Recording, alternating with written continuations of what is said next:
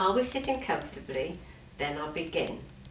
'Twas the night before Christmas when all through the house not a creature was stirring, not even a mouse.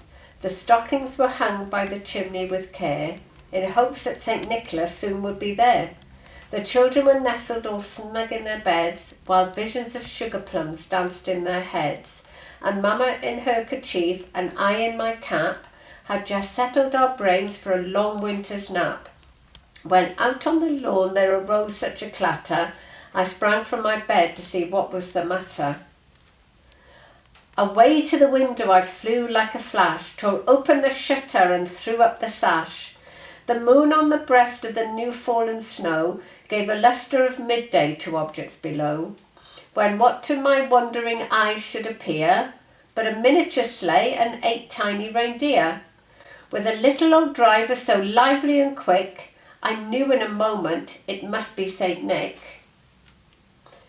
More rapid than eagles their coursers they came, and he whistled and shouted and called them by name. Now Dasher, now Dancer, now Prancer and Vixen, on Comet, on Cupid, on Donner and Blitzen. To the top of the porch, to the top of the wall, now dash away, dash away, dash away all.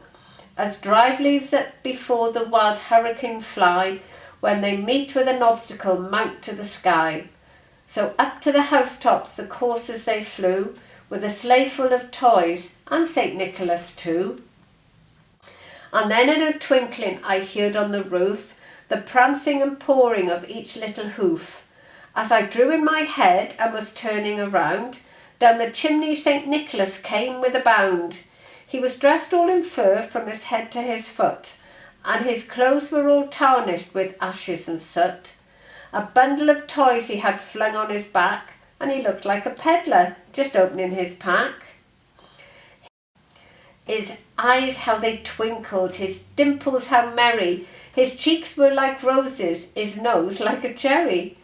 His droll little mouth was drawn up like a bow, and the beard on his chin was as white as snow.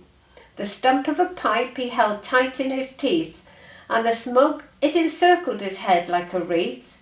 He had a broad face and a little round belly that shook when he laughed like a bowl full of jelly. He was chubby and plump, a right jolly old elf, and I laughed when I saw him, in spite of myself. A wink of his eye and a twist of his head soon gave me to know I had nothing to dread.